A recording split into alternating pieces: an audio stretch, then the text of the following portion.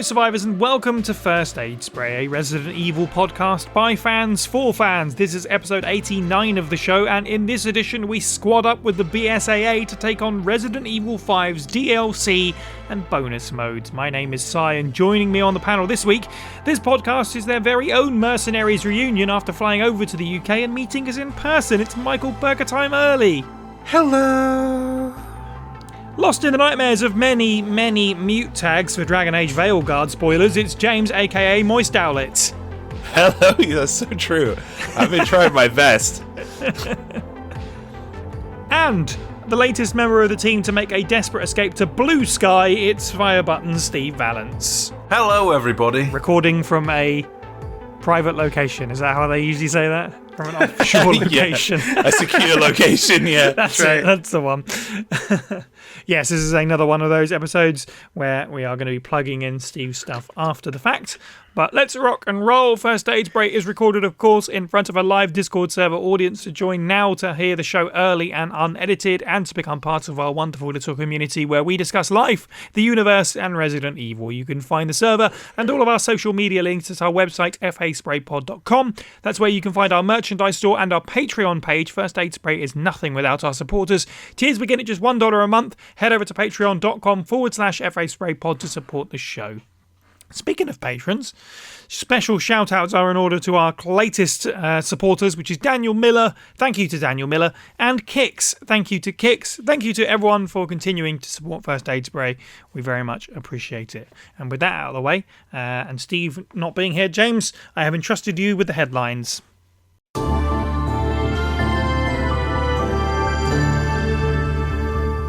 Dun dun dun dun. Bum, bum, bum. Russell's paper.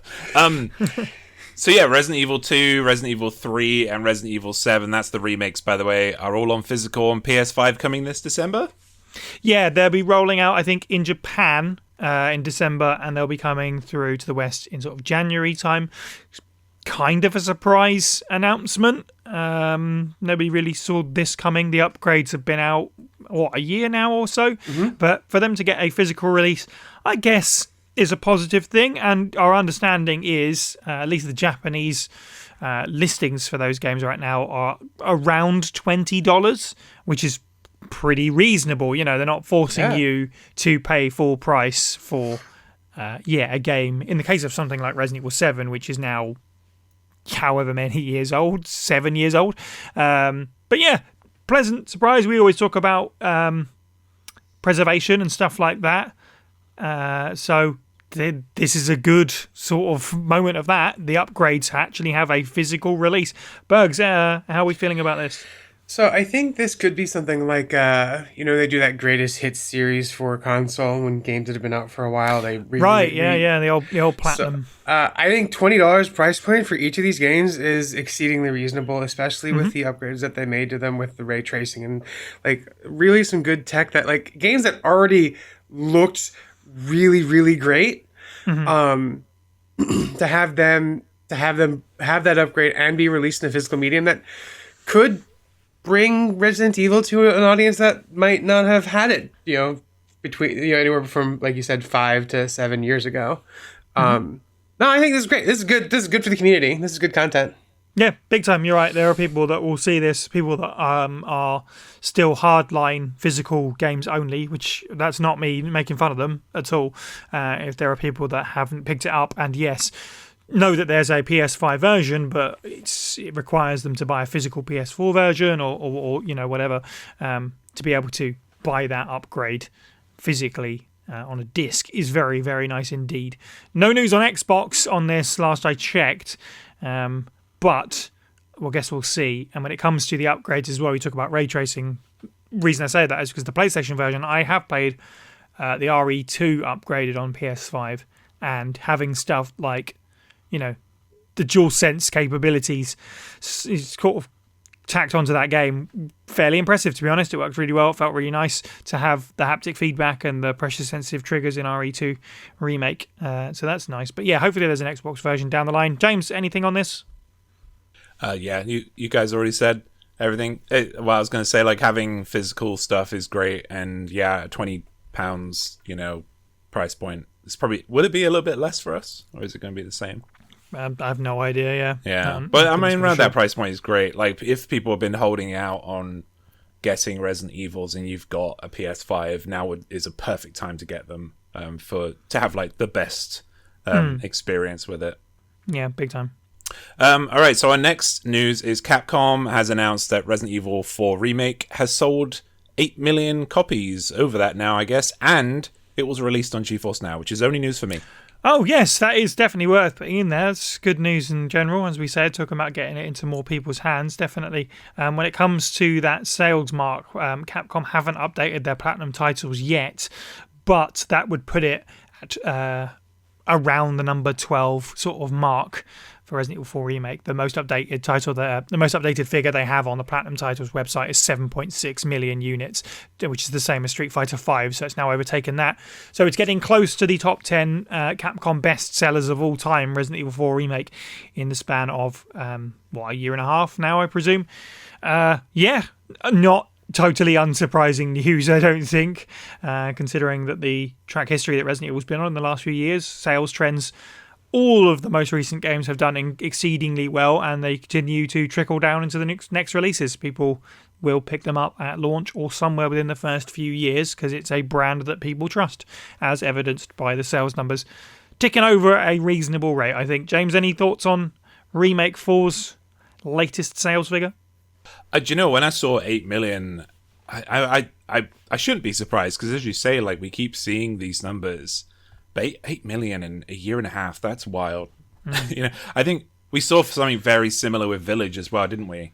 Mm-hmm. Yes, continue to do very strong. Yeah, it's just, and, God, Capcom are just winning every time. Like, every year.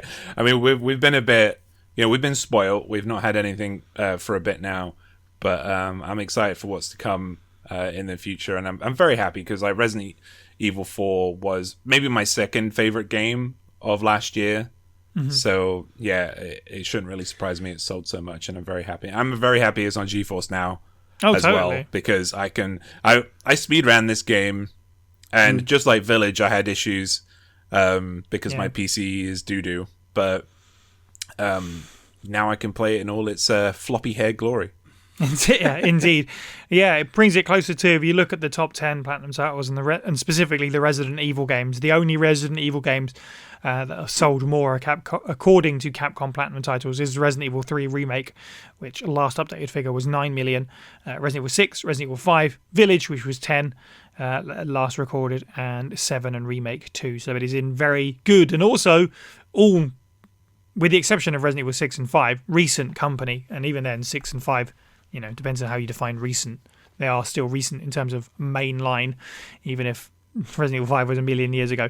But yes, good stuff. Bergs, any thoughts on RE4's continued success? I mean, not surprised. If you give people the remake that they've been asking for of a game that, I'm not being hyperbolic when I say revolutionized the industry in terms of over-the-shoulder action adventure titles. And then improved on that formula in a way that made it feel modern and new again. So yeah, to hear that it sold 8 million copies in a year and a half is no surprise to me. I am surprised that Remake 2, given how vaunted it is that a word? I think it is. I'm going to say yes for your benefit. We'll invent it. Yeah. It's fine. Fine. So how everybody loved Remake 2 so much. So I'm only surprised to hear that it's at 7. That's wild to me. But no, sorry. So Remake 2 is at 14.2 million. Oh, okay, yeah, okay, cool. That sounds about right. I misheard you then, but no, really not surprised at all, even a little bit. Again, it's worth it. The game's amazing. It's better than the first one. I mean, in my opinion, anyway. But again, I hate Resident Evil, so. That's right, you do hate Resident Evil. Yes, for total clarity, Remake 2 is the best-selling, and it's important to say, like, single SKU Resident Evil, because I think overall, with Resident Evil 5 having so many ports that it had, it kind of ruled the roost for so long, it's hard to say if that's still the king. But when it comes to individual releases, at least Remake 2 is actually tracks everything together, whereas RE5 was a separate, it was kind of a confusing mess. Anyway, my point is Platinum titles, Remake 2 is the top for Resident Evil titles. The only things higher than that are Monster Hunter World and Monster Hunter Rise. So, yeah, Remake 2 is the top. But it'll be interesting to see if Remake 4 continues. I don't know if it would ever knock it off that throne, but I think it's going to land in pretty high up there.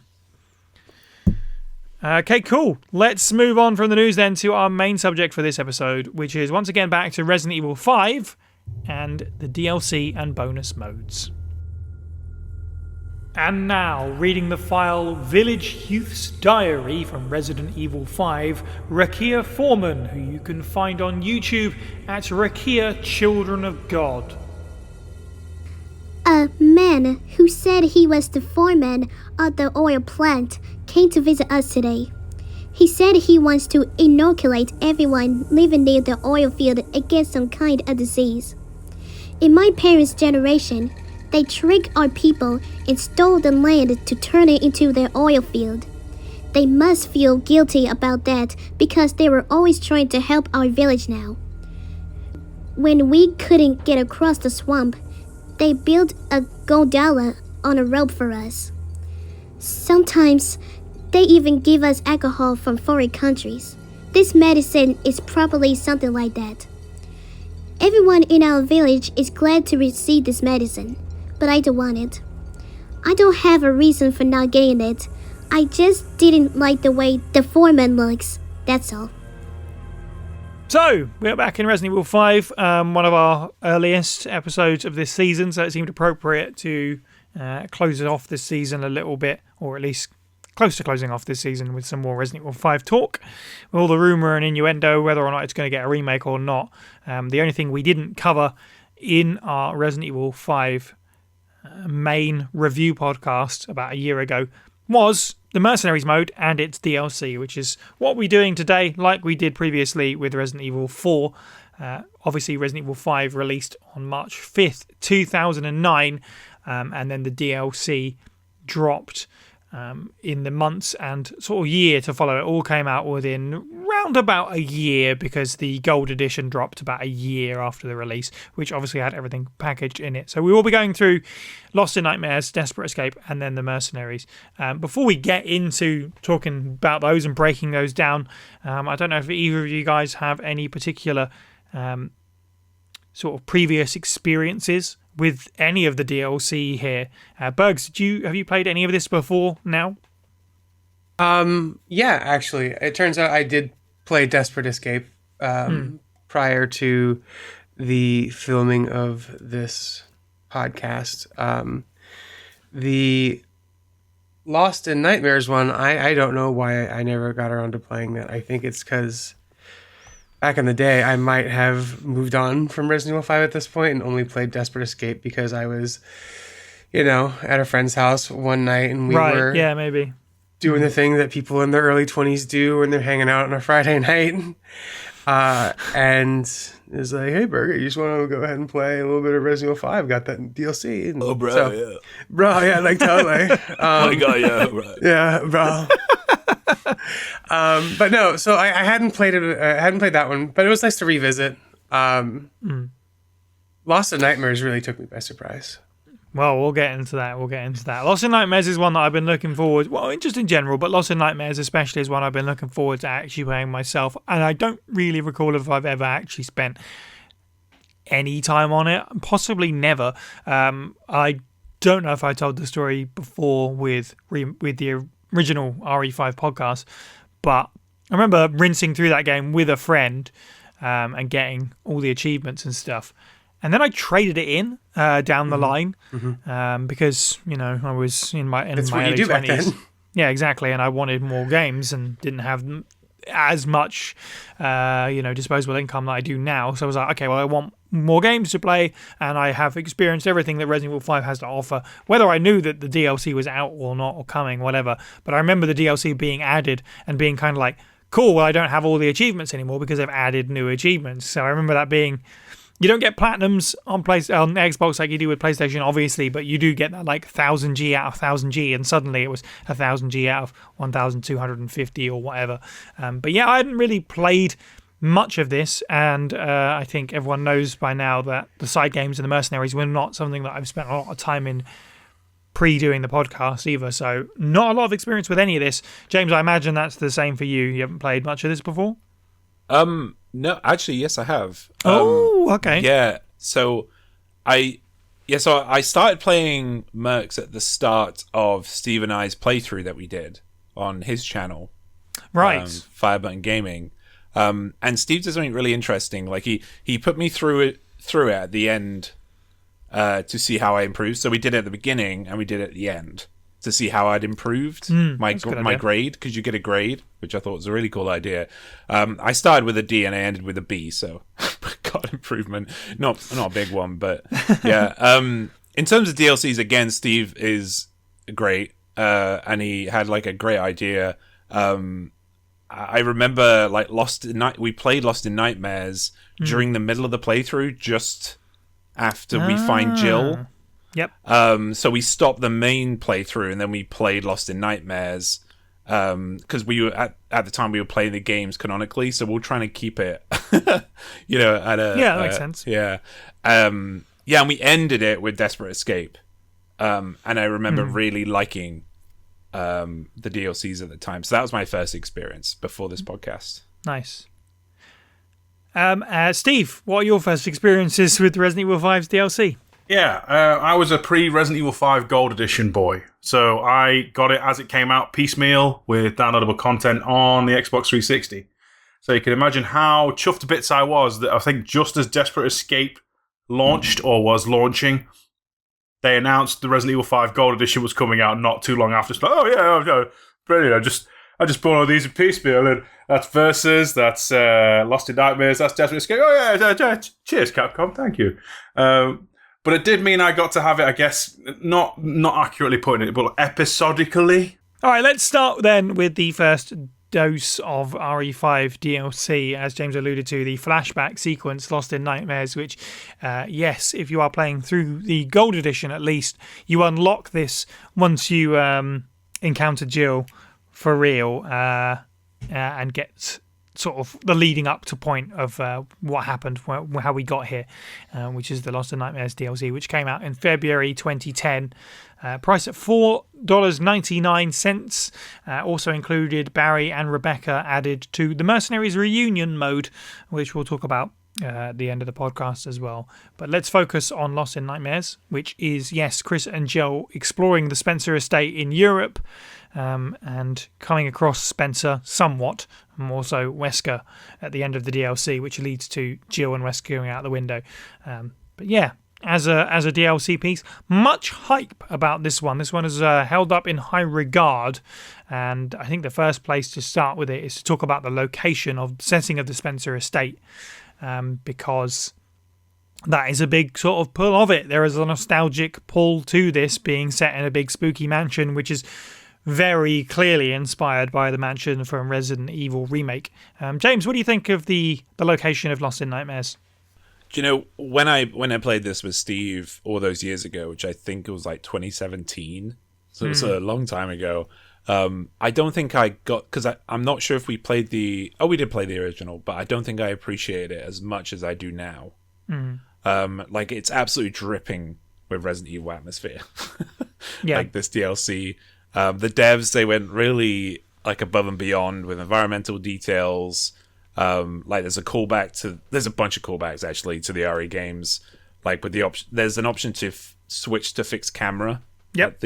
At the entrance, which was, I didn't use it obviously because I am a casual, but yeah, it was a lovely touch. And there's like a lot of attention to continuity, as well. Excuse me. Even if it's a different location, they were trying to make you feel immersed. Like there's the dining room scene, where you'll spot some damage on a dining room table, potentially highlighting something fell on it. Wink. Right. Yeah. You know, there's a lot of details like that. What I really liked, that brought you into the broader RE universe. Like even the camera pays homage to the original games as well. Like when you go through a door, it zooms you through the door. Like, like when you transition, which I it's something that you kind of I didn't think about, and I didn't think about immediately. But when I played it again, I was like, oh wow, yeah, this actually feels. I get why the walking around this place just gave people the fuzzy feelings in their tummy, because it was great to play through, and especially when you've played them before, it felt like home. Yeah, the place is, really cool, lovely throwback. I don't know how much of it is. I don't know if there's any asset reuse or if it's all original, because I can't imagine what it's reused from.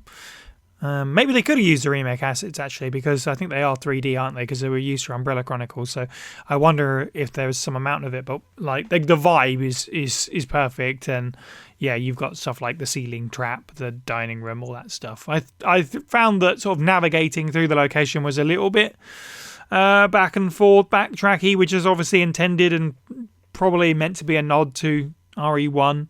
There's a couple of glass-breaking jump scares as you approach hallways again for a second time, which was nice. No dogs, crows, I think, come through at one point. But for me, I thought the puzzles were good, as it were, if you want to call them puzzles. You have to burn something and all this, so you have to go back to the dining room. But the backtracking, it didn't totally work for me. And I think that might be that it's slightly at odds with Resident Evil 5's, the way that Resident Evil 5 plays. It was fine. It was just like there's not a lot happening, and that's cool because it's different from Resident Evil 5, which is an all-out action fest. But I wonder if it, for the first half, felt too different. Obviously, we'll get into sort of more of what the DLC presents after that. But for the first part, I was like, this is a cool vibe. But I just wish there was maybe a little bit more going on for it. But yes, we did have to mention the fixed camera. I was basically counting down how long is it until someone mentions the fixed camera angle thing, where you have to examine the door 3 times, and then and then it becomes fixed cameras. Bergs, what did you make of? Oh, sorry, go on, James. And it was me who said it. Like, whoever says anything about fixed camera angles. Bergs, what did you make of the location in Lost in Nightmares? Oh, as a noted hater of Resident Evil, I loathed it. There was too much nostalgia. It was too nostalgia bitty. I'm sorry, I really can't keep up that bit right now. I loved it. Resident Evil Remake is notably one of the games in the series I played the most. I own it on the most platforms just because it was always on sale, if not free in some capacity. On PC, Steam, PlayStation 4, PlayStation 5 digital, so it's everywhere. Anecdotally, I did watch a no damage run on professional of this particular DLC this week, and the answer to your question is, according to the people who did this speedrun, is yes, they did use assets from the there you go. remake, at the very least for the zombies that are in it. So the zombies are their asset reuse from the base RE5, actually. Yeah. But they did mention that assets from Remake were in the game. That makes sense. I can believe that. But no, I thought this was great in terms of good nostalgia bait. But that's all it was. It was nostalgia bait. When we get to the more gameplay focused side of it, I can dig more into the things I didn't like about the world design and the environments in this one. But if we're just talking straight up location design, the mood was on point, the mansions were on point. Loved it. Loved every bit of give me this warm and fuzzies. That's what this gave me. Yeah, thinking through, there's not a lot in terms of locations I didn't like about this. It expanded upon the fact that this experience, the classic Resident Evil experience, was a lot of backtracking. And it doesn't hit right because, like you said, it's not what Resident Evil 5's gameplay is, but this was, the nostalgia bait thing. This was to ward off those people who's like, Resident Evil 5 is not a Resident Evil game, and then Capcom's like, no, F you. He has a Here's big your spooky Resident mansion. Evil. Yeah. Yeah. Therefore. So even going through the expansive underground tunnel areas where it's like, okay, cool, so there's more to this mansion, just like in every mansion. No, great, good time, like really, really good time. Now, I could see why my friend didn't want to show it to me initially when we played Lost, the other one. Yeah, that's fair. But we'll get into that in a moment. Yeah, that makes sense. Steve, what did you think of the location in Lost in Nightmares? It's amazing how the mechanics of Resident Evil 5 can make a place as big as Spencer's personal mansion in, I'm guessing, somewhere in Europe, feel a little bit smaller than probably about equal size the Spencer mansion in the Midwest of America. Like, I appreciate the aesthetic and design more than the actual gameplay of Lost in Nightmares. I feel like the idea is great, but the mechanics of RE5 don't fit it. But aesthetically, it's as near as, for the time, it will probably be, if they made Resident Evil 1 now, it'd look like this, like, very comparable. I especially appreciate, like, the homages, not too obsessive. Like, I like the allusions to the idea of a dog corridor, even though nothing actually happens there. The fact there is another ceiling trap room, there is a piano room.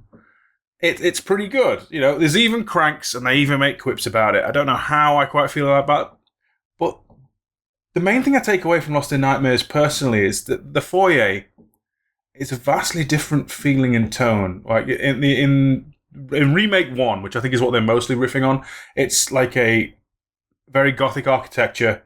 It's almost a light brownness to the visuals. The Resident Evil games love their filters, and Lost in Nightmares has a faint blue one as opposed to the traditional green of the rest of RE5. And that, coupled with bloodstained corpses in the hallway and weird menacing gates, it feels a lot more openly sinister, which I suppose is the point. Corpses aren't exactly meant to be friendly, are they? But compared to the original Spencer Mansion, the remake original Spencer Mansion, this is mental gymnastics I'm going through to try and get the point of that. It's a bit creepier. Let's talk about the gameplay then in that case. And I guess we don't really need to talk about how RE5 feels to play, obviously, Sure. Because we've done that plenty, and we'll do it a little bit more probably when we get to Mercs. But like, there are some unique elements at play here with with the DLC specifically, because it has a boss fight at the end, which is why I laugh and say unique with Wesker. But also it has a unique enemy called the Blob, which kind of stalks around the basement of this mansion. I think I'm just gonna do my piece first, because this is where I kind of have a stick in my craw with this DLC. The positives are that the Blob, I think, looks really cool. I think the Blob looks cool. That's pretty obvious. And I really like the fact that it's kind of a spin-off from Lisa Trevor. It's got an eyeball on its back, which we talked about in the previous episode when we were talking about the G-Virus and all that stuff. And it makes sense that Spencer he's kind of continued to smash things together, including DLC, DNA from Lisa Trevor. And yeah, that stuff's cool. Umbrella's falling apart and he's still trying to figure it out in his own house. But from a gameplay point of view, I thought the Blobs kind of sucked.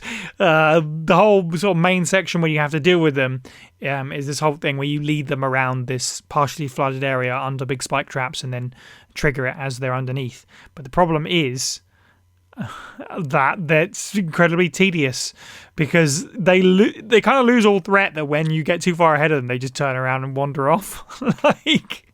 I was like, well, I felt like I was shepherding like lost, distracted children across a road, not, dealing with monsters. They were just kind of dumb at that point, which is a real shame. They kind of lost any potential threat that they do have otherwise in closer spaces. Yeah, it kind of killed the oomph of the enemy for me. And also I thought the Wesker fight stinks, but we'll get to that. Bergs, how do you feel about the Blob enemies? So I mentioned a little while ago why I realized that my friend was like, let's play Desperate Escape on that night where we were enjoying some adult substances and playing video games. And that's because they sucked. They sucked. Yeah. They made... So, we commented that the gameplay here is good nostalgia bait. And this took me right out of my nostalgia bait because they're the only enemy you face for half of the thing. It was interesting too because like they're the blob enemy, but again I watched this YouTube video and they called them the Guardians. Yeah, I've heard that as well for some reason. Guardians of Humanity. Right, sure.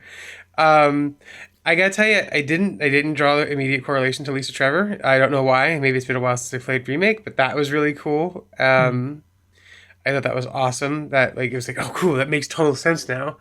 I don't get why they're carrying anchors. It's a good point. I played this solo, but I can imagine that if you were playing it with a friend, they would be kind of trivialized because they're super dumb.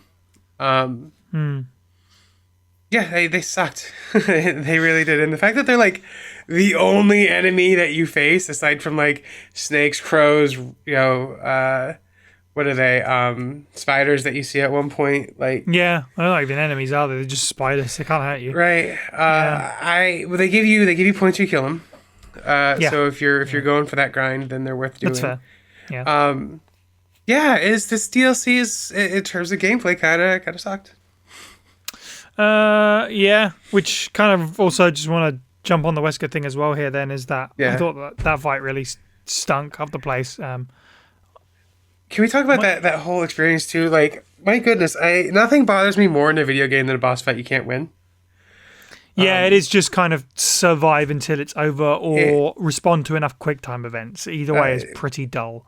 It's like, this is like, by the time this came out, you've already had Wesker baiting for like, God, at least 4 or 5 times. How many times it took you to play through Resident Evil 5 and get bored and then unlock him in Mercenaries and then get bored. So, like, just to see more, of Wesker, being overpowered bullshit. Pardon my language. Not into it for me. It took me out of the whole, like, again, nostalgia bait experience. Yeah, it was the low light of Resident Evil 5 to me. This DLC. Yeah, the Wesker fight as well. It's like it's such a shame because the rest of the DLC feels like, hey, here's some original material. Yeah. And then they tag a boss fight from essentially the base game just on to the end of this, which was just a bit of a letdown for me. James, what did you make of both the Blob and of the Wesker boss fight? So I quite like the Blob. I quite like that's good. I quite like in defense of the Blob. Yeah, in defense. I also like. Can I talk about the zombies as well? Yeah, totally. Because I had a theory about the zombies, which I thought was quite cool. So the zombies, and I'll talk about the Blob and stuff, but you guys have spoken about them in length. But the zombies, I don't know if folks noticed, but the zombies are very slow and sluggish in this game. And a theory of mine is because it's like an extended decay in the mansion's halls. They've been here for a long time. And yeah, it was just when I saw them, I was like, oh, what, why are they like this? And I was thinking, wait, they've been here for like ages. They've been just kind of without any kind of sustenance, right? And they've only got these quote guardians of humanity around them. Like, but yeah, I don't know if that was meant to be that way, because the zombies weren't really a threat, but it made sense why they weren't a threat to me. Adding on to that real quick is they don't do damage to you when they grab you. Yeah, right. Exactly. Yeah.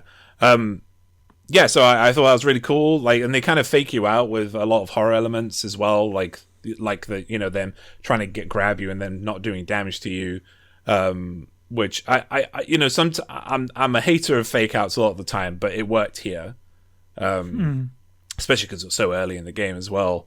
But yeah, when it comes to the Blobs enemies, immediately I was reminded of Lisa Trevor, and you know how much I love that character. My theory of her still being alive is still strong, based on these guys. Sure, yeah. The thing I really liked about these guys isn't actually... Well, I like them, kind of. But the thing I loved is every time you saw one, there was like an isolated piano score that went on, which really put me on edge when I played it a couple weeks ago. Like, it really made it like unsettling, especially because like a lot of this game is really tight corridors, and going around corners and not knowing, what to expect. So yeah, that there was a backing track. There's a horror backing track, but then there was a really quite loud piano kind of stinger, which I really really enjoyed as a horror lover. Yeah, in terms of, the West, I don't like QTE fights, and I don't like, like Berg said, I don't like fights I cannot win. Or even if I was going to bring an example from Software games, typically the first boss you fight, you're not meant to win, but you can win against it. Mm-hmm. Eventually, and that's very rewarding when you come back, or if you beat it first try, it's very rewarding to do that. But yeah, the end here, it's just lame. I like the setup. I liked kind of the reveal and everything. The fight itself was just poo-poo. There is a slight stumble as well with the gameplay. I really, at the time, thought the convenient falling sequence that strips you of all your equipment was a bit contrived. I think it could have done better there. I don't mind losing all my stuff, but falling and losing your stuff because falling is lame. Makes no sense. Yeah. But it did bring you to that. For me, it was quite a tense water section, and when you're playing with somebody, it doubles the tension, because you're like, you need to aim for this thing, and then you need to, wait for it, and when I say go, drop, it was very, I like that. I think it successfully brought survival horror back, with a lot of those very tight corridors, and stuff. I think this DLC, in terms of gameplay, it brings back the survival horror that the base game was missing. As well, which was appreciated. Also, I think the anchor is a reference to Revelations 1. Game that isn't out yet. At the time, but it would have been in development. I think so. Maybe because it came 2 years after this came out. Fair. Yeah, maybe. Yeah, no, maybe that's true. So it doesn't make sense that it's there, because this is Midland. It's not near the oceans or anything. But look, right? Maybe you're right, because in Revelations there are paintings of Spencer's estate. So there you go. It's all connected. Yeah. It's good to have you defend it a little bit, because I know Lost in Nightmares is very, as I say, beloved among certain fans. So it's good to have that perspective on, because I was a little bit disappointed from the gameplay perspective. And the falling thing, you're right, it was definitely worth calling out. It was so kind of dumb. I know that it's a really run down prison, but it would have been so easy to be like, this is you have to drop all your metal stuff in here, checkpoint kind of thing, to make sure the prisoners weren't secretly armed or whatever, and that's how you get rid of your stuff. For me, I don't think it did. It tried its best to bring the survival horror thing back. I just don't think it worked. I don't think it succeeded in what it was setting out to do, unfortunately, for my tastes anyway. Steve, what did you think of the gameplay in Lost in Nightmares? The Blob is essentially a reskinned executioner, right? And depending on what difficulty you're on, it's either a straight gunfight, or you're running from him, and then you're crushing them with, traps. And I feel like that mechanic with the traps is almost a misstep in vanilla RE5, because there's not a whole lot of that. Because obviously in Lost in Nightmares, you have to lure them into a trap and then crank them and crush them in that brief spell you're in the sewer. But otherwise, it's ignoring the aesthetics. Mechanically, it is basically an executioner reskin. But then you look at the thing, and it's like it's got what appears to be a G-Virus eye or something akin to it. It's carrying along like a giant anchor thing, and looks like a belabored demon of a creature. It feels more Silent Hill than an actual bioweapon, if you follow me. Not that I'm against that, Spencer's even got zombies in the basement, very on brand.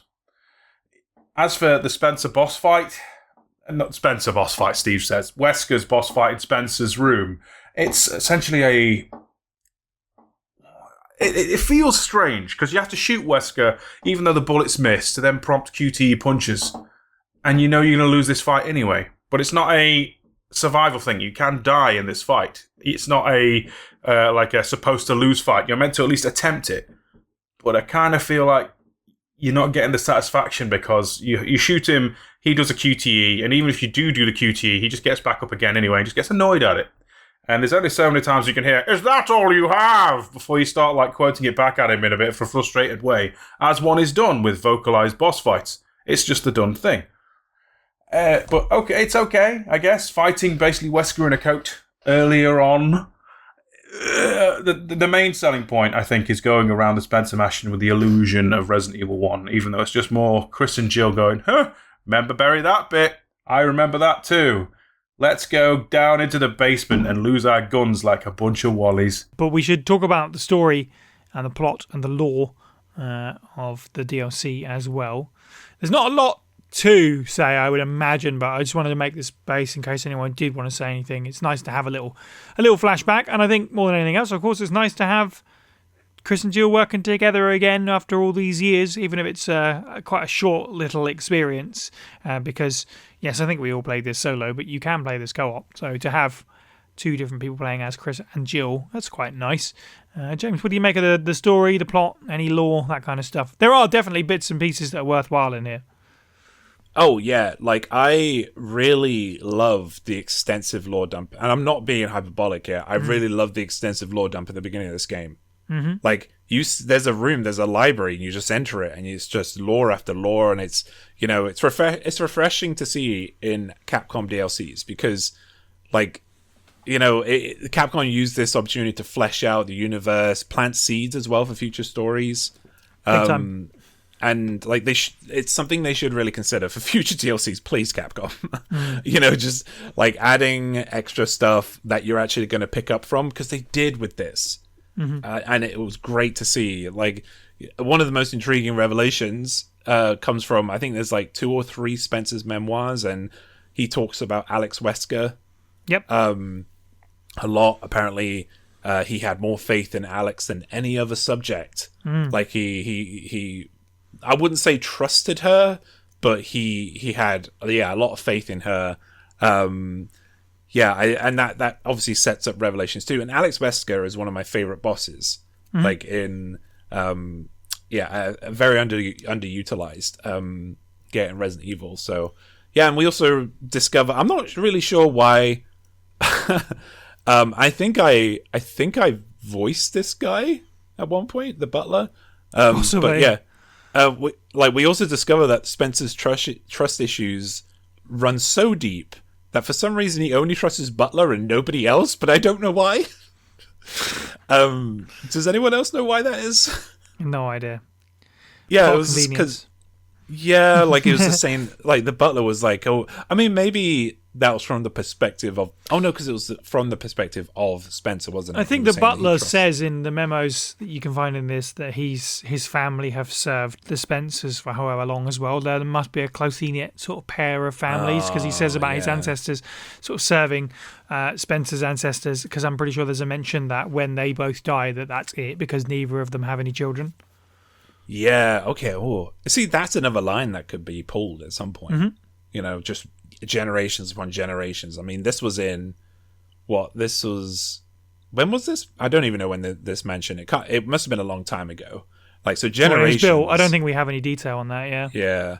So generations, that's a long time, and it's at least 100+ years. It'd be great to get some information on that in the future as well.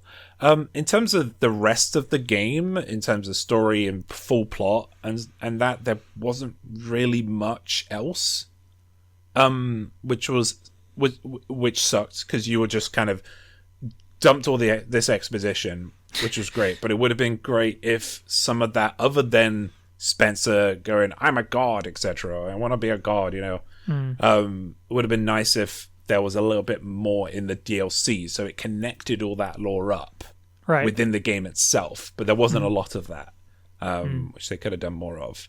But yeah, I don't think there's much more I can say about it, because there wasn't much of it after that. Yeah, you're right. The lore room is the big highlight, and again, 100% with you on the fact that DLC should do this, because this is for more so the super fans than the people who are just buying a fun zombie shooting game potentially. Yeah. Like if you're going to buy the DLC, you've probably completed the game and you're invested enough, and potentially invested enough in the series. I think this DLC definitely should be praised for the amount of insight into Spencer. I think this is probably the most info we ever get about him in the series at this point. He was kind of a mystery up to now to a certain extent. It was mostly stuff like Wesker's report where we had bits and pieces. So to get stuff written from his perspective and about him by his apparently closest confidant, as you've quite rightly pointed out. And also, the Alex Wesker seeds were planted here and not followed up on for whatever it was, nearly a decade, was really cool. And also that it wasn't explicit, I think, because I think Spencer just says about Alex, I can trust Alex, and never says, Wesker. Yeah. But then there's a list of names, and one of them is Albert, and the next one is Alex. So fans kind of figured it out. I was like, that's kind of cool, very obvious breadcrumbing, but for the fans to figure out and then speculate about for, half a decade to a decade until it came to fruition. That's a big highlight indeed. Bergs, any thoughts on the story and the plot and the lore of Lost in Nightmares? James covered a lot of the key bullet points. One of the things I really liked about this, specific to me, was the banter between the two of them. Yeah, sure. It really felt like, because there's that scene when you're like doing Desperate Escape and like in the game when Jill is like, Chris, go, like, don't you trust your partner? And knowing that this I was thinking about this ever since James mentioned that when he played this with Steve, that they stopped at that point and played the DLC before finishing Resident Evil 5. Mm-hmm. And honestly, like, as I think about it, that sounds like such an ideal gameplay experience for this whole game. Because, like, in the context of Resident Evil 5, you don't have that connection. Like, Jill's like, don't you trust your partners? Like, bitch, where have you been for years? Like, I think that was Desperate Escape. Yeah. Wasn't it? Where she says... It's in the main game as well. Right. But, like, to have these two things to come out and that kind of canonically fit into that spot there kind of makes it feel better. Because then you go back in time to this, like, scene where Jill gets taken. And sorry, spoiler alerts. Which is what happens after the Wesker fight. So the lore dumps are great. It's classic Resident Evil. When you're playing through Resident Evil 5, the most you ever usually get is like a note or but to have like a good hefty few logs and diaries to dig into is great. The connections to Revelations, which again, if we're going through James's headcanon here, ties us back to those anchors. No, it's big brain right now. Always big brain. That's great. I think this is a solid treat for old school Resident Evil fans, which is what I think they were intending, what they were trying to go for the whole time. Good time. Like, great story, good writing. Like, this is good content for Resident Evil fans. It's worth saying as well, like, that there's been much talk made about Resident Evil 5 feeling like a bit of an end of an era game, with RE6 being a sort of epilogue or perhaps a jumping on point for the future, the next generation that kind of never was, as we know. RE5 being about Chris and Wesker being reunited and facing off finally, and Chris and Jill being reunited from the first game. And, add this very nostalgic heavy DLC to it, and it does feel very final for that story, for that era of Resident Evil, for Resident Evil at the time.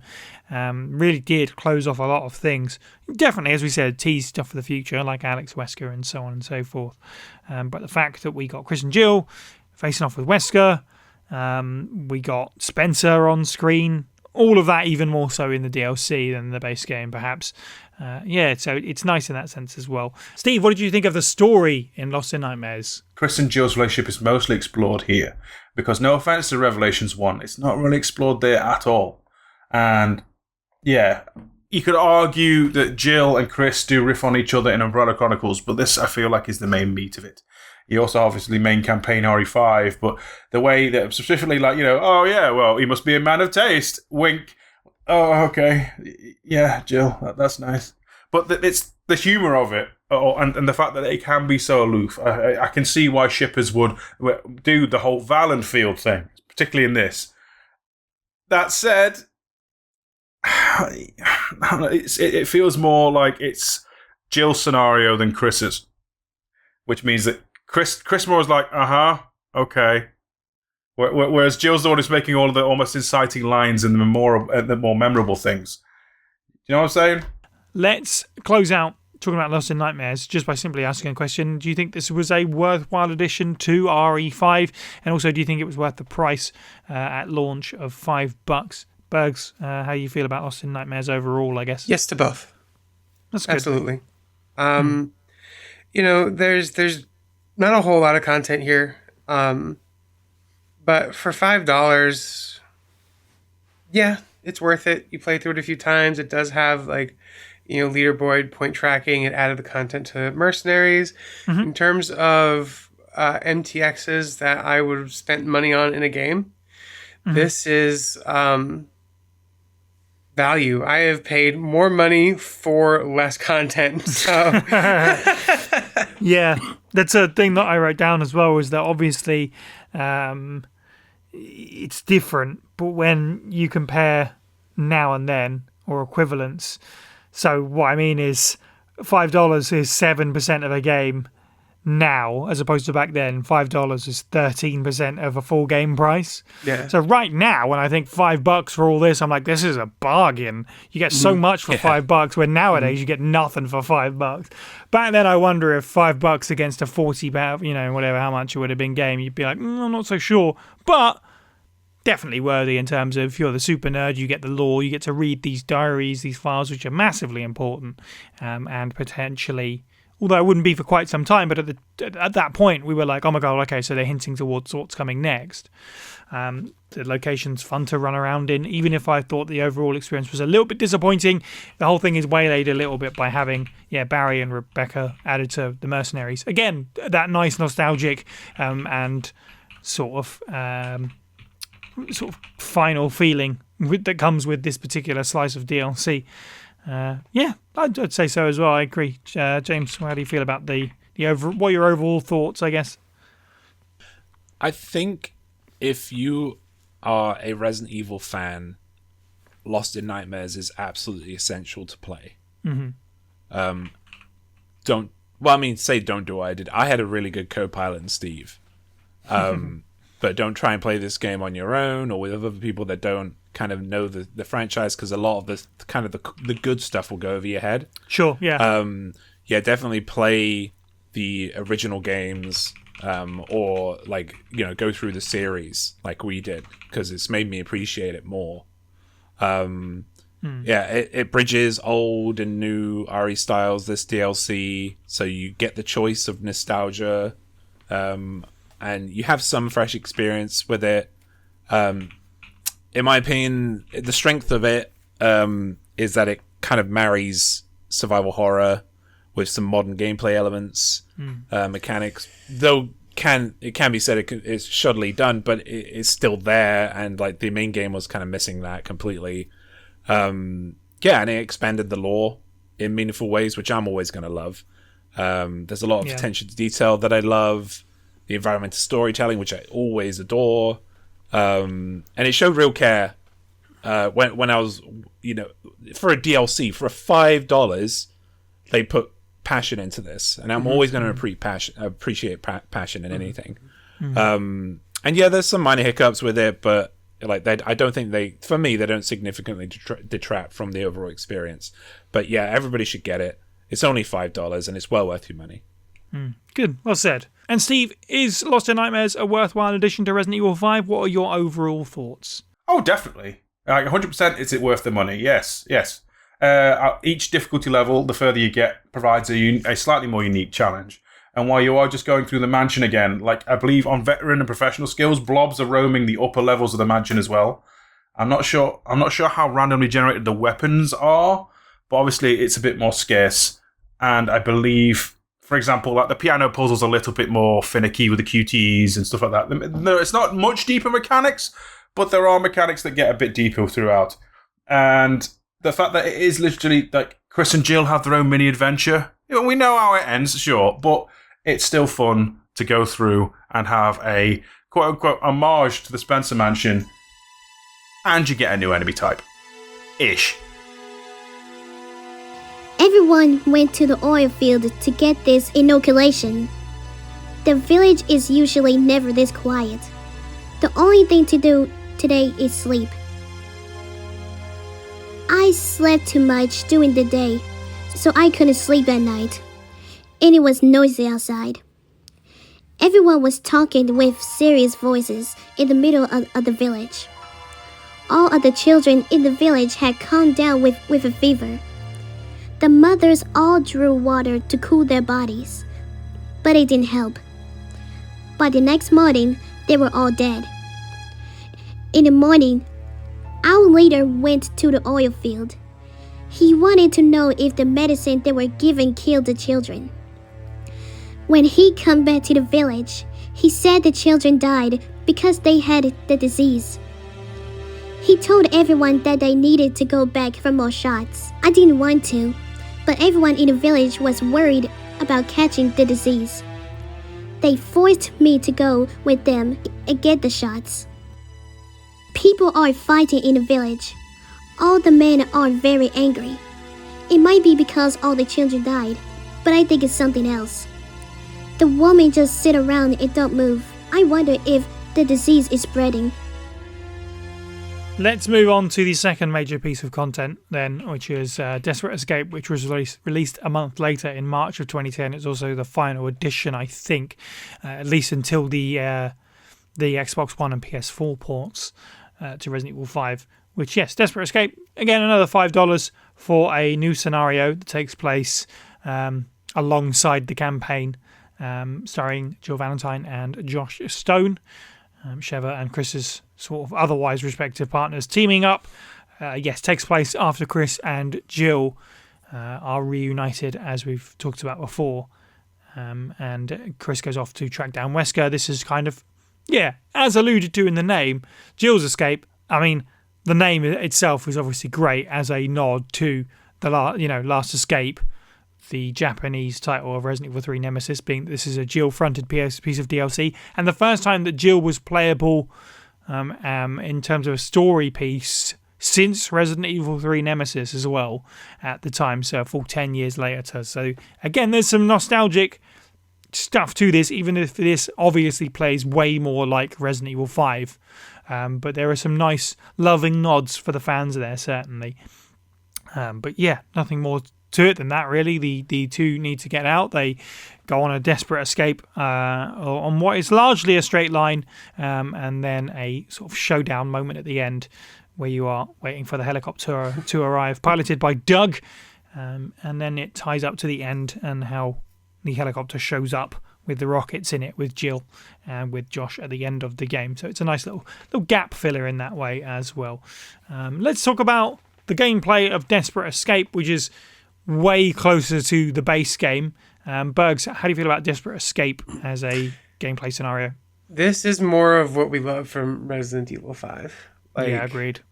Resident Evil 5 is a divisive game for a lot of people, but you can't argue with the fact that this was fun as hell to play. Yeah. And this gave us more of that. I like going through this one. I love Josh Stone. Oh, Josh is the best. Josh is so cool. The voice actor who plays him is just chef's kiss. Just really fantastic. I hate Doug. Doug, that misogynist jerk ass. But like you said, it's funny because in terms of game design, it really is a straight line, isn't it? Because it does have a lot of twists and turns. It does have a path you go through that takes you left, right, up, down, and center. But really, you are just walking towards the end of the line. Yep. There's not much new. There's good banter between Josh and Jill, which in my opinion, is some of the best parts of Resident Evil 5 to begin with is the conversations between the characters as you're playing it, the commentary that they make going through the world and with each other. Gosh. Yeah, no, this was, give me more Resident Evil 5. This is good. This is more soup. Give me good soup. Like, this is exactly it. Like, it is simple, but that's exactly what it needs to be. It's kind of, this straight line is kind of like your opportunity to stock up for the final battle at the end, which I really like. Gives you a bunch of different weapons that you can find. Some are, I wouldn't say hidden, it's Resident Evil 5, but completely missable. And you kind of get to make the choices about how you're stocking up, whether it's you and your AI or you and a buddy. And I'm sure this is great fun with a second player, certainly. But I really enjoyed this because you're right, this is way more. This is playing to Resident Evil 5's strengths, isn't it? It's an action set piece with a really cool final showdown, which is the best bit of the DLC, which as it should be.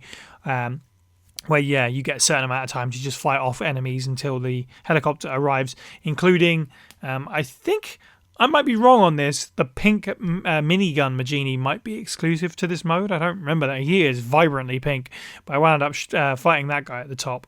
And I think the red executioner enemy, which is usually Mercs exclusive, can show up as well. But yeah, it's just a fun little railroad of a DLC. Get from A to B as these two bantering characters and fight enemies and use big turret things. It's not overly complicated, and it doesn't need to be for me. James, how did you feel about the gameplay of Desperate Escape? So I will start by saying there is a teeny bit of misogyny with Josh. There is a little bit at the beginning, yeah. Yeah, and it kind of because I loved him in the main game, and then when he said what he said to Jill as they go into that kind of warehouse, it's like something about pretty ladies. I was like, God, it's like, I'm just hearing the developers right now. That's all I'm hearing. Yep. I'm not hearing Josh, because that seems to be, it's like it's like the trash character in an anime. There's always a fan service character. Yeah. Apparently, it's every man in Resident Evil. But yeah, so the combat in Desperate Escape, really satisfying. The one standout is Jill's double knee drop when you when you attack a downed enemy, and it's really gratifying when you nail the timing with your partner, and particularly when you target the crotch area. Very satisfying. I also feel like the action is great, but they also do a great job of creating tension. The music is really good. And it really keeps you going, really gets you going. It's wave-based. It's very, the soundtrack is very anxiety-inducing. There's, rather than a straight line, I would say it's more of a squiggly straight line. It's a bit squiggly. Like, there's particularly the turret section where I got lost all the time because it's like, oh, which turret do I need to get to? Wait, I can see like 6 turrets in front of me. Oh, this one's closer to me, but I can't get to it. It was really messing with my head. But in terms of a kind of mechanical frustrations, because there were some when it came to the gameplay. I think this is in the main game too, and I don't think I spoke about it in the podcast. But it's like the explosive effects.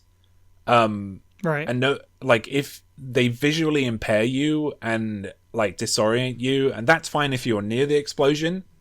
But if you're nowhere near the explosion, your screen dims and you can't see anything. It just blinds you. And it's it's not flashbang, it's just an explosion. And that really frustrated me while playing, especially when you've got 10 zombies around you, and I just end up panic throwing 3 grenades, in that time. And as I just said, the navigation in the second area can get quite confusing, but I think it's okay. It's meant to be confusing, especially with the music. It's meant to make it more tense. Whereas the other locations were a bit more straightforward, I felt like. Also there was a lot of inconsistent, unmarked scripted events. So if you're playing with somebody else, if you get to so there'll be some points where you can see that door, that's the door you need to go through, right? Right. However, if you get there before your partner does, you don't, if you've never played it before, you don't know where to go. because there is no kind of mark to tell you where to go. There's no mark on the door to say you need a 2-man team, nothing like that. So a little bit inconsistency there, because there's some doors that definitely have that, and there's some doors that definitely do not. So yeah, that was it's a very minor thing, but yeah, otherwise stupid fun as RE5 is. Yeah, with a lot. I think they did a great job with the soundtrack and building the tension. Steve, what did you think of the gameplay of Desperate Escape? Okay, so this is a quote-unquote galaxy brain moment, but this is kind of, for me personally, Desperate Escape feels like Resident Evil 5's equivalent to The Fourth Survivor. As in, it's an ancillary scenario, that's a combat gauntlet that may or may not have canon elements within it, except for the beginning and ending. And the fact that there is an element of remixing, like... I'm not sure what decides. There's seeds to it, because you can get different guns and different enemy spawns, and it's not just difficulty related in Desperate Escape. Obviously, you get to the end, and then there's the chap's name eludes me, but Chopper Pilot's still going to get blown up by an RPG. Josh is going to get very upset about it, and then they'll go and save the day with Chris and Sheva. But the whole mechanics of it, the fact that it's semi-random each time, not like massively. There's only like 2, maybe 3 seeds. I think that gives it a bit of value.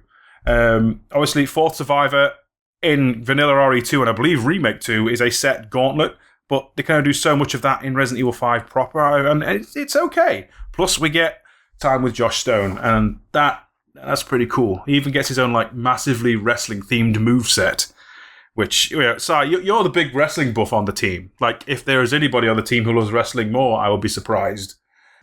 He's pretty cool to play as. Jill is still the same Jill as always, but if you played Mercenaries with Jill, she's overpowered. So that's pretty good too. This one obviously has almost no lore. It doesn't even really have too much of a story, but I'll give a chance again for everyone to say any piece on it that they might have. But its story is basically the pair of them want to get out, and yes, helicopter pilot Doug shows up, radios in, does his thing, and then unfortunately goes out in a blaze of glory. And Jill gets the vengeance shot as well, right between the eyes, which was very cool. And I guess I wanted to take this moment at least to say that I really appreciate the sort of logical insertion of these DLC chapters. With Lost in Nightmares, it's the scenes leading up to the flashback that we see in the main game, and then this is what happened to Jill while you're off doing stuff as Chris. This is not cutting stuff from the main story and putting it as a DLC. This is optional gaps where you could go, I want to know what happened here or whatever. That it's not, you're not losing anything, where we're just gaining stuff. It's kind of like Umbrella Chronicles, and it's kind of scenarios of how did Wesker get out the mansion, how did Rebecca get from point A to point B, which didn't always hit, but in terms of the tone and like answering questions, I think the choices for these 2 DLCs are very, very good. Probably something that they decided on early, and they kind of knew what they were going to do and built around it. It feels very logically put together in that sense. So I really appreciated that. Also, the ending cutscenes in this DLC go unreasonably hard. They do. RE5 is, I know we said this before, I won't say this every time, but RE5 is a gorgeous game. And I say that every time I boot it up. And I'm pretty sure I said it out loud when we played Mercs together with someone. But the direction on these closing cutscenes, this sort of final showdown fight as Jill and Josh get to the helicopter, was really impressive. I think the sort of final assault scene of the DLC is probably one of the most underrated cutscenes in the series. I was massively impressed by it in terms of the way that it's cut and spliced together. It is not spooky horror stuff, but in terms of action cutscenes, which is a direction that the series wanted to go even harder with RE6, as a cutscene, this outdoes most of RE6's sort of action set pieces from that perspective. It just is very well directed and put together, the final cutscene. That's just me. James, what did you make of the story, quote unquote? Yeah, I'll only be talking about the beginning and the end, to be honest, but because that's the only time you really get lore stuff. It does open with something. I think I said this in RE5 on the RE5 podcast, but I think it goes a little bit deeper I say a little bit deeper in the DLC. Like, we finally get to see some humanity peek through with Jill. Yeah. Like, she's typically a stoic hero persona, which I've always hated because, Like, it's never. I want to see some charisma, you know. And yeah, it was really a welcome change.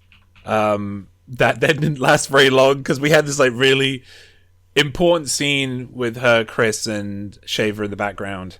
And it was really like I can't remember who voiced her, but she did such a fantastic job, like with the voice lines. And then it was ruined by "Don't you trust your partner?" gaslighting Chris, which I think was really weird and really strangely put in, like because it didn't need to. And like Chris kind of looks at her. Like Chris looks at her in a way, I don't know if it was meant to be that way, but he just kind of looks at her like, bitch, you know, and then walks away. You know, I don't think that was meant to be that way, but yeah, God, it took down that section, like, because I was like, oh yes, finally we see Jill be a human, you know, and then she said that, I was like, oh, that's very manipulative and lame. But yeah, and then like seeing, this is, by the way, this is not an accurate fact, but yeah, seeing a pilot get involved in Hawk Control, even if it was in a cutscene, was very fun. Yeah. But yeah, being a pilot in Resident series has 70% mortality rate, so probably, you know, probably way. I think it's because I think it was very cool to see him kind of give his life. And I'm also when we got into the helicopter. And Josh says a thing about he would have gotten away, he would have done it better or something.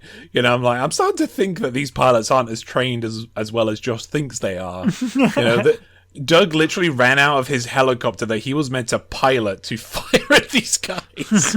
Like they could have just rushed to the helicopter, right, and got away, but no, Doug needed to have his time. But yeah, other than that, that's all I really have to say, because there's not much more to Desperate Escape in terms of lore. Steve, any thoughts on the story or plot or lore of Desperate Escape? Honestly, much like Force Survivor, in that Hunk goes in, he gets G-Virus vial and buggers off. Desperate Escape is Jill wakes up, says hello to Josh.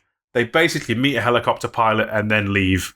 They also make a phone call at one point about the conspicuously named vial of PG-67, God knows what else, AW. Yeah. Riveting stuff in the core campaign of RE5. Does it add much narrative? No, it just means Jill gets another adventure, and that's fine. Plus banter with Josh Stone. We love banter with Josh Stone. Josh Stone deserves more screen presence. Bagger, any additions on that front? No. Cool. How do you feel about it then as an overall package? Do you think this one is worth the price? Absolutely. Again, for $5, I've paid more for less. Like, at the time, if we're contextualizing it back then, I was like, $5. I'm not paying $5 for a digital only add-on. But you know, years later, looking at it now, I spent more money on fake currency than this costs, so... I did that yesterday, so yeah.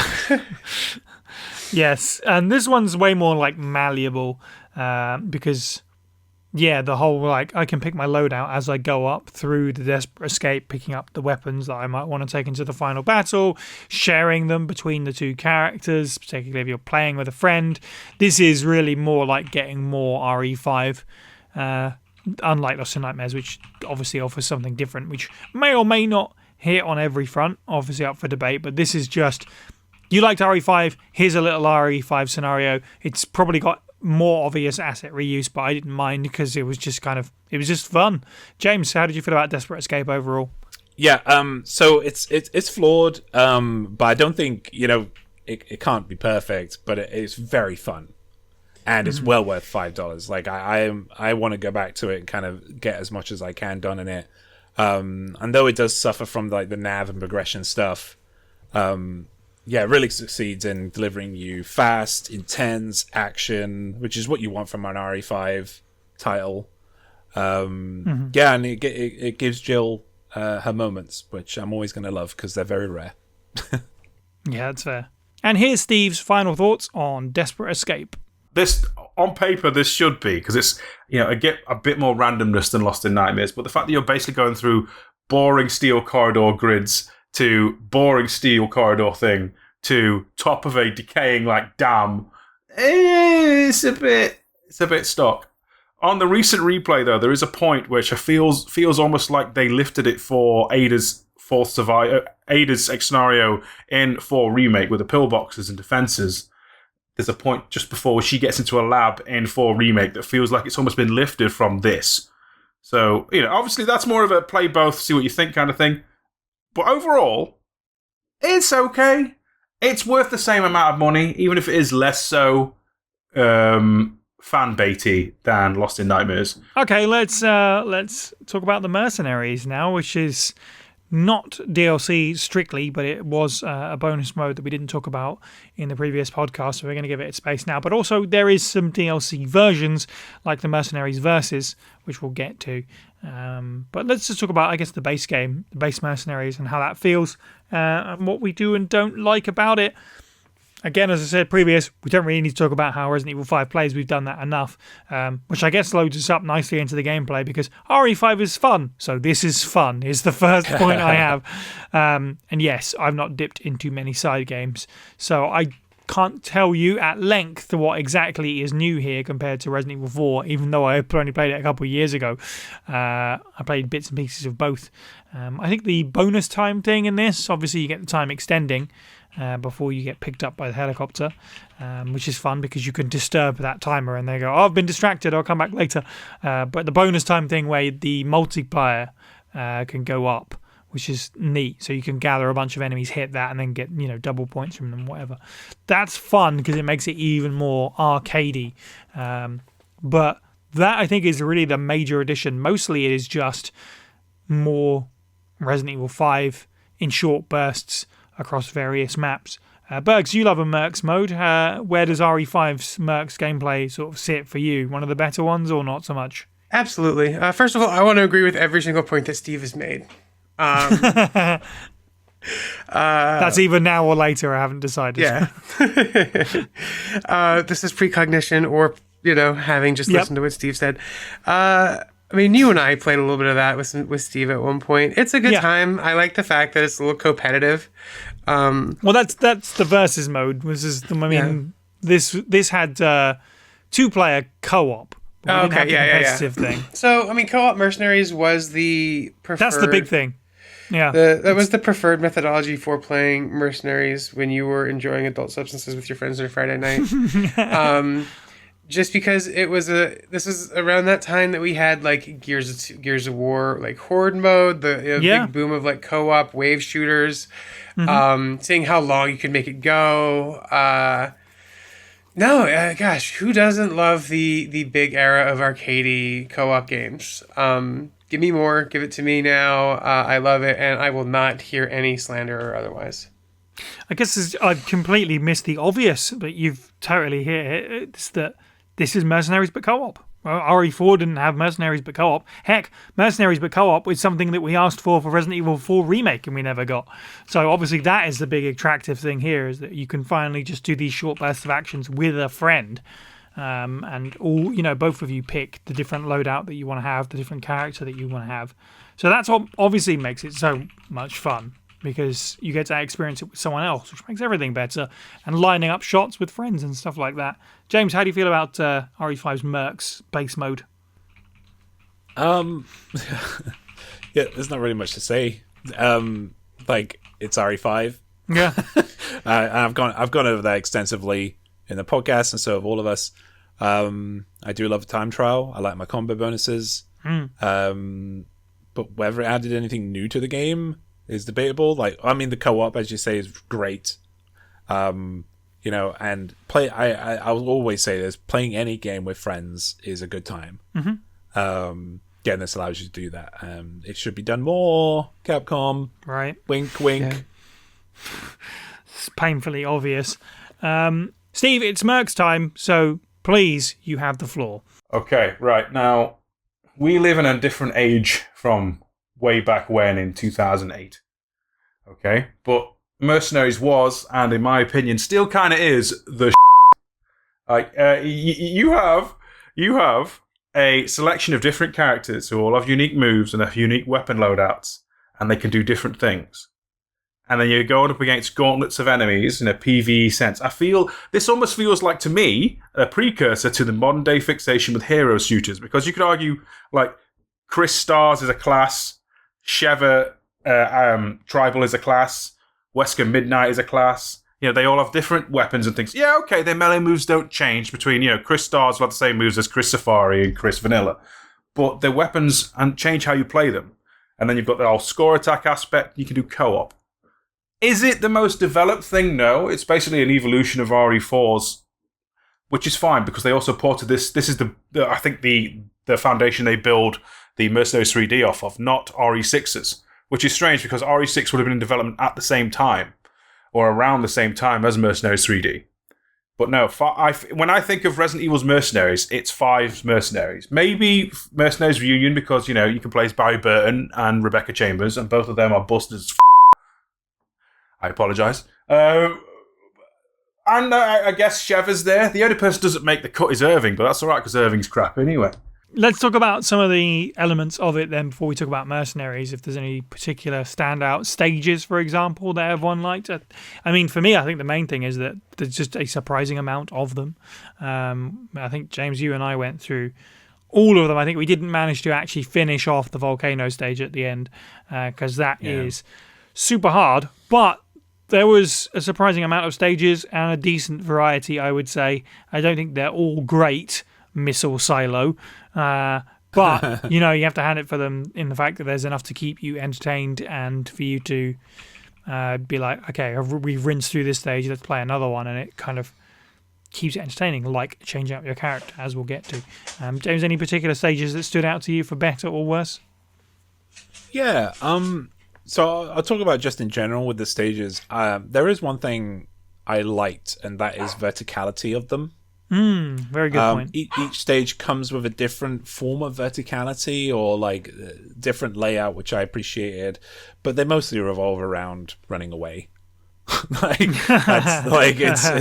It's like run away, pick a choke point, shoot. That's what each stage is about. But the only one that really stood out to me was the experimental facility one, the one where you first see the lickers. Yes. Like you start really far from each other, and you have very little room to move. It's very tight. Like each level is kind of like a square, and you're having to meet up, but so you can go back to back with each other. Because if you don't do that, you will die. Like I felt like I was in the most danger in that map. Like the last map, I feel I did complete it with Steve, right? But it was mostly because if you get out of that main building, it's over for all those fools. Like they're dead. So it's like it's fine. Like the other issue with the experimental facility one is that there was a lot of heavy armor enemies.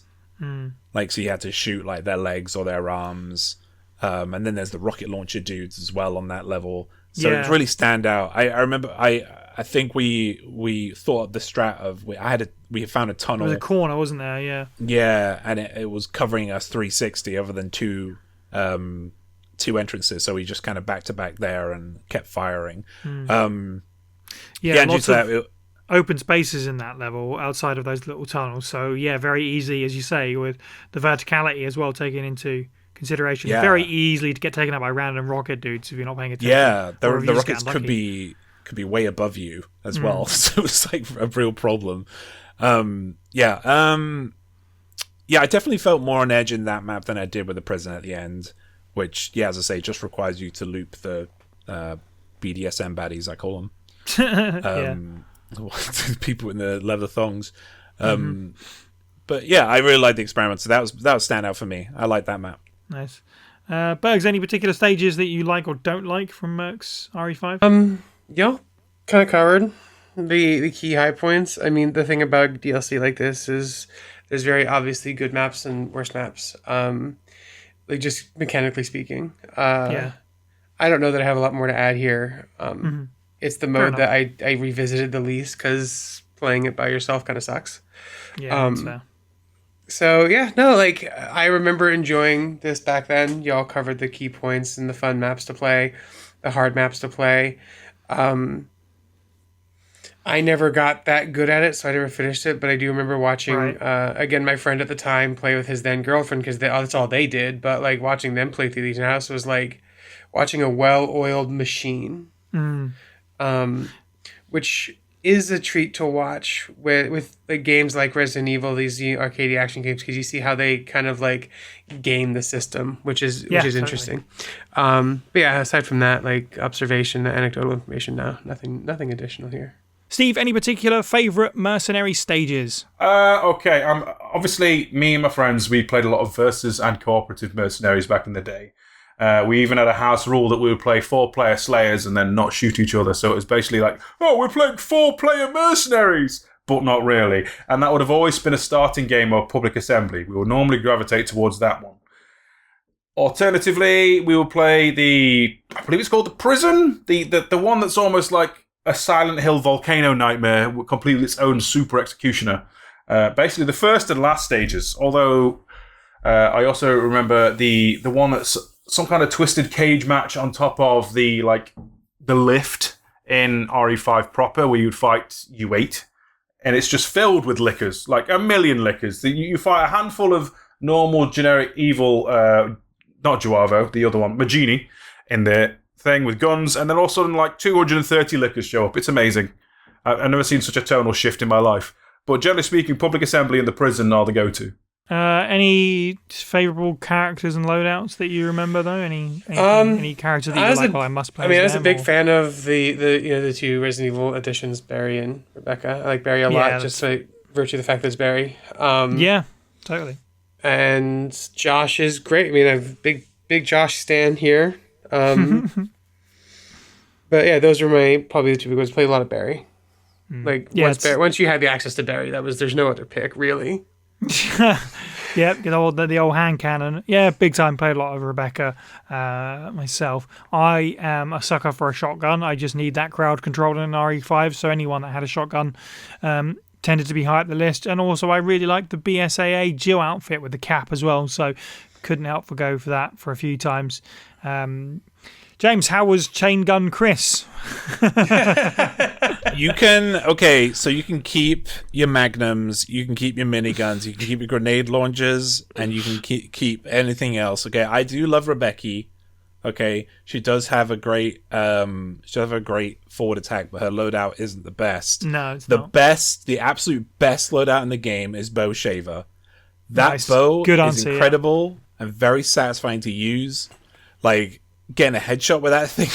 It's like, I was two-shotting those BDSM baddies in the back, like, with that bow. It's incredible. The only thing you have to get used to is so you have the reticule, but because you're firing a bow, you have to kind of visually aim slightly to the right. Right, with it to get, so it was like, it had like an extra element to it too. It was very cool. And in saying what my least favorite was, I think, because steadily as you go through the Mercenaries, the unlocks just get steadily more and more broken. So I would say like my least favorite would be Standard Chris, like, just your very first one or the very first couple that you get. But yeah, they just get more ridiculous until you get to Bow Shaver, and then it's all over. It's all over. They're all dead. It's great. Yeah, it was there's a marked kind of difference going back and playing the base characters and being like, these are kind of flimsy, and I'm getting my head kicked in compared to the wacky characters with explosive bows and whatever else. Definitely. And as I mentioned, the Chris from one of the Mad Max looking Chris's, of the two of them, and that has a ridiculous chain gun, which is basically just easy mode. Good fun. And Steve, what are your favourite Mercenaries characters and loadouts? Oh, okay, that's easy. Rebecca Chambers. BSA Jill in base RE5 and Rebecca Chambers in Mercenaries Reunion, because both are fun, both have a MP5, and Jill has the most devastating handgun, plus Rebecca just, she sprays people in the face. She launches like nitrous cans at people. It's over the top, and I love it. We should also just quickly talk about Mercenaries Versus, which was added to the game in April 2009. So it's the first thing to come to the game, extremely close to launch. Another $5, but this is 4-player Mercenaries. Is this worth the price? Does this overhaul Mercenaries? Bergs, you mentioned it there in terms of being able to play a 3-player game, we got a chance to do that, which was good fun because the game unfortunately doesn't have 4-player co-op Mercenaries. I guess by virtue of the fact that it's like it would need to throw so many enemies at you for it to be a challenge. So all of the game types are versus, hence the name Mercenaries versus. You can absolutely all work together if you want to and not shoot each other, but being able to suddenly turn on a dime and shoot your mate or whatever was a good laugh. Bergs, how did you find the 3-player and 4-player option? That's great. I think I mentioned a little bit of this earlier. I think it's funny because you see it now, and this might be one of the first instances of like PvPvE, where it's yes against other players. It's not possible, Bergs. It's not possible. You can't do it. I'll tell you what, James. I dinged my hand, gotten excited. No, I think the worst part about the experience to me was the fact that Steve just like waxed us both so hard. Oh, of course. I was like, Sai and I were like neck and neck, and then there's Steve who's got like 10,000 points more than both of us put together. Yeah, we were playing our own game. It's fine. Yeah, so exactly that. And although the satisfaction of the chaos, being able to get the jump on any player, particularly a player that's better than you because they're dealing with enemies and stuff, is great. Like, it is kind of fun having that 3-pronged kind of gameplay, fighting your buds and fighting monsters and fighting your buds for monster kills and so on and so forth. Something that Operation Raccoon City tried as well a little bit. Makes it kind of fun and different. I don't know if it's worth $5, but it depends. If you've got the mates that are actually going to play this, then you'll absolutely put the hours into it to make it worth it. Obviously, that's the main thing. But I think this goes into the bracket of what we talked about before, where, come on, Capcom, we just need more stuff like this. The co-op Mercs, the fight each other Mercs. This is what we're waiting for. So even a taster of this was, good fun. James, did you get a chance to play any of Mercs versus? Yeah, somehow me and Steve and I, we played 2-man of this. Can you play 2-man? I mean, it's the same as regular Mercs, really. Well, we played 2-man, and I don't think we had PvP on because I don't think we could kill each other. Yeah, but Steve and I were at pretty good level pegging, but Steve is very good at this game. Mm-hmm. Steve is just very good at every game. Actually, so is it worth $5? No, it's not, in my opinion. I would not spend $5 on like a small add-on like this. I like, it doesn't really add much to the game. It is fun. And I guess it feeds the competitive folks in the Resident Evil community, which I assume is quite a small variety of people. Probably. It's probably the 6 people that are playing ReVerse right now. But yeah, it was fine. I just want rewards. That's fair. That was something like Mercenaries. The Mercenaries in this game was severely lacking was rewards. Other than seeing like a grade, that's fine, but we got no rewards like in game or anything, which is very unlike Capcom. They normally give you rewards for add-ons or extra bonus modes like this, but we got none of that, which was a missed opportunity.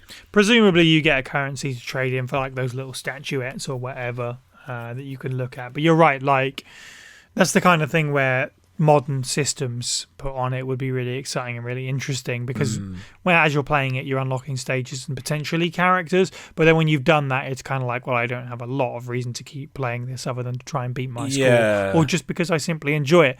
But having like a rank system or some kind of progression where you're slowly unlocking just little bits and pieces to keep you playing would be nice. But again, 2009 versus 2024, so I would really appreciate it if Capcom just brought all their years of kind of, because I mean, these guys know online play, you know, like with Street Fighter, etc. I would just, and with their Mercenaries mode and their PvP, PvE, which can't be done, by the way, it's impossible. But if they just put their minds together, they could really make something special.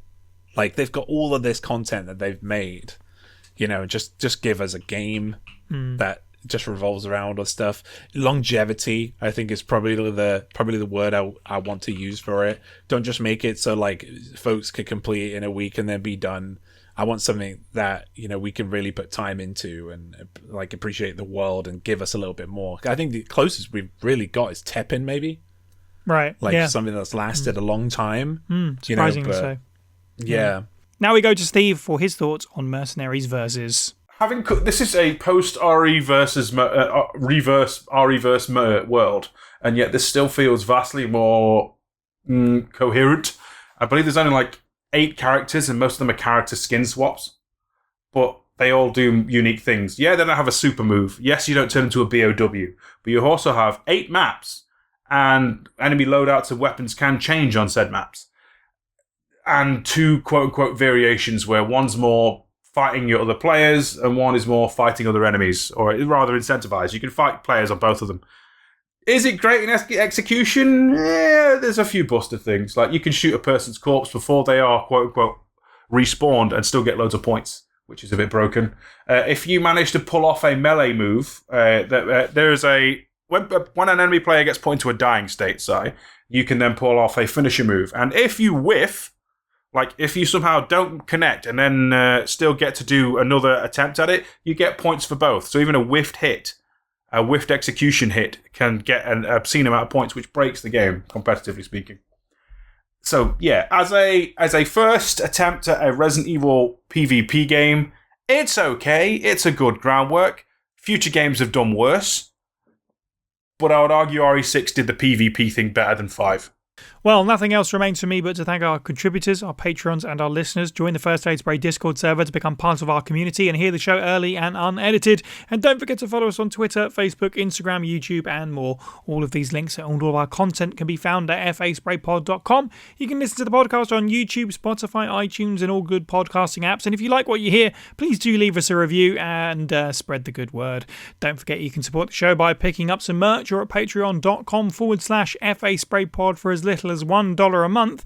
The next episode of the show will be our Season 6 finale, so join us for the usual fare of quizzing and inevitable chaos as we celebrate another year of First Aid Spray with Trivia Challenge Round 6. Thank you to the panel. You can follow all of the Pueblo people individually. I'm at Cyniac_123, James is at Moist Owlet OFF, Burger is at It's Burger Time, and Steve is at FB Steve Was Taken.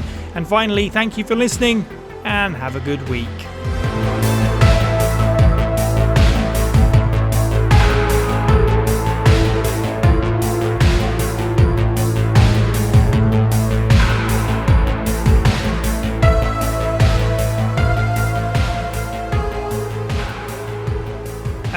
Steve, what are your first experiences with Resident Evil 5's DLC?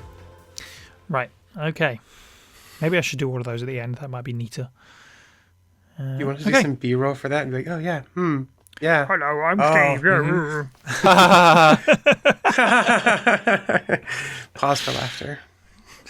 Insert Transformers reference. Energy drink, energy drink, energy drink. Just put the Titus laugh in. Yeah.